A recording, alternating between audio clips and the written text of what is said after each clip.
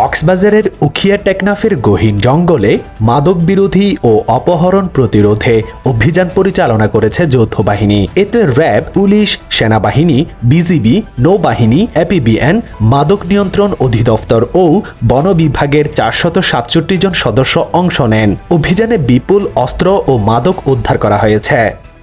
রাঙ্গামাটির লংগদু উপজেলার বগাচত্বর ইউনিয়নে মালবাহী ট্রলি উল্টে বিজয় চাকমা নামে চালকের এক সহকারী নিহত হয়েছেন। বাংলাদেশ জামায়াতে ইসলামী কেন্দ্রীয় কর্মপরিষদ সদস্য ও চট্টগ্রাম মহানগরী আমির শাহজাহান চৌধুরী বলেছেন, জামায়াতে ইসলামী আল্লাহর জমিনে আল্লাহর আইন এবং সৎলোকের শাসন প্রতিষ্ঠা করতে চায়, যাতে আর কোনো দল বা সরকার জনগণের অধিকার নিয়ে খেলতে না পারে। এই লক্ষ্যে আজ জনগণের আকাঙ্ক্ষায় রূপ নিয়েছে, এমনটাই বলেছেন চট্টগ্রাম জামায়াতে ইসলামীর আমির শাহজাহান চৌধুরী।